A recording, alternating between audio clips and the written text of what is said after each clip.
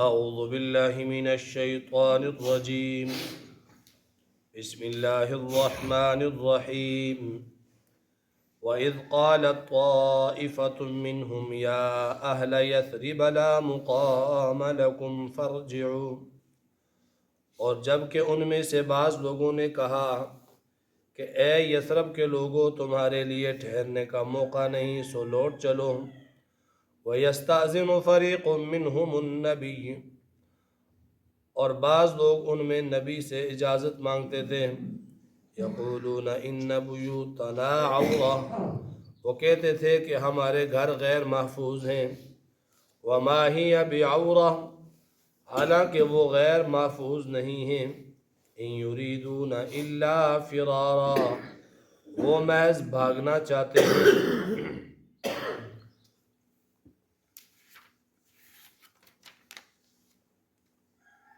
کل کے درس میں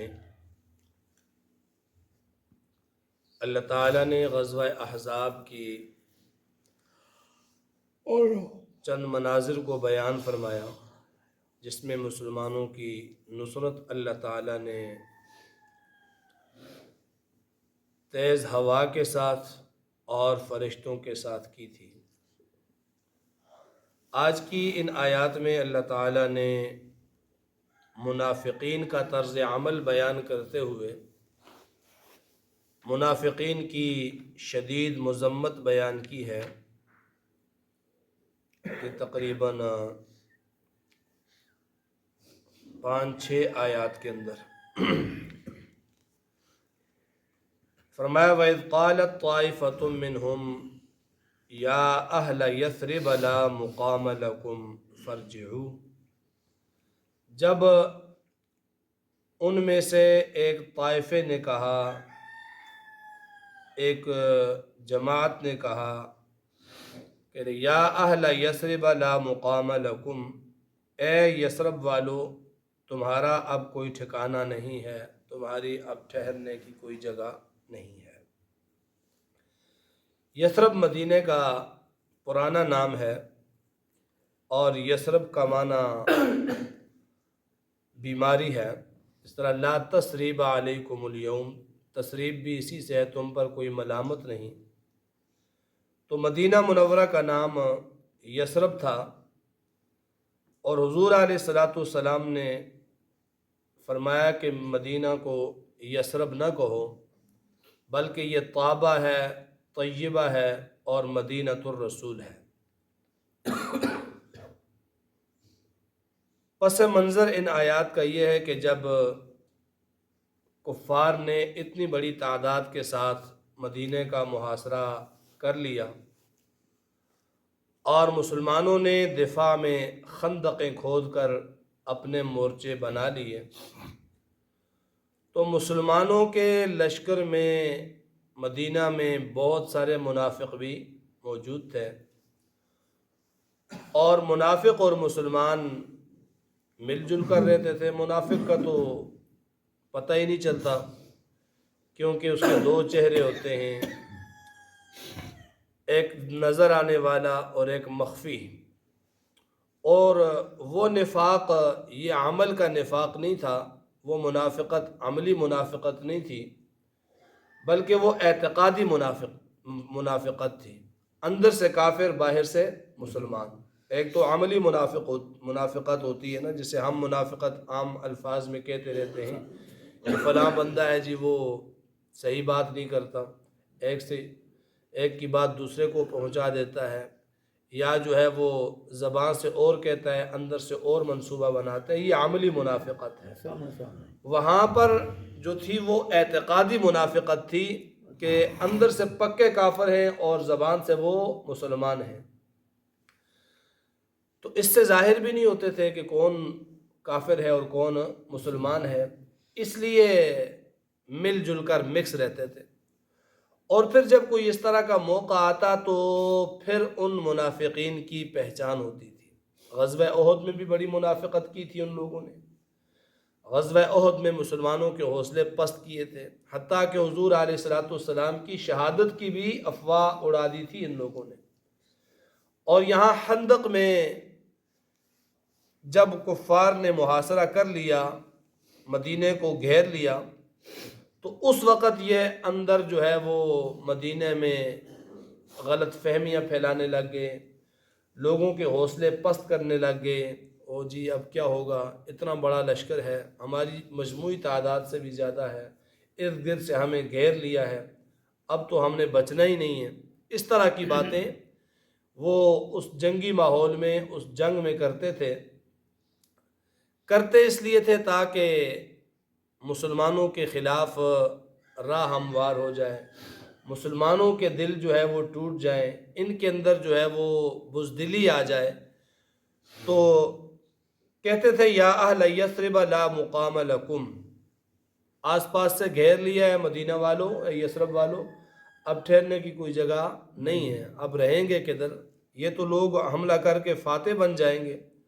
اور پھر کہتے ہیں اپنے ساتھیوں سے فرجعو، لوٹ چلو، چھوڑ دو، نکل جاؤ یہاں سے۔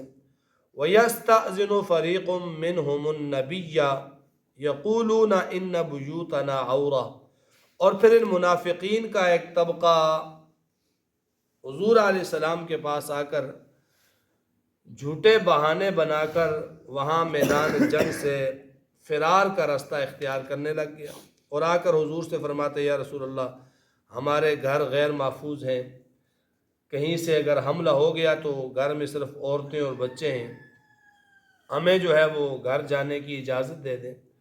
اللہ نے فرمایا وما ہی بعورہ، ان کے گھر غیر محفوظ نہیں تھے، کیونکہ شہر کی حفاظت کے، گھروں کی حفاظت کے لیے مجاہدین موجود تھے، لیکن یہ بہانہ بنا کر وہاں سے راہ فرار اختیار کرتے تھے۔ ان یریدون الا فرارا، وہ فرار چاہتے تھے۔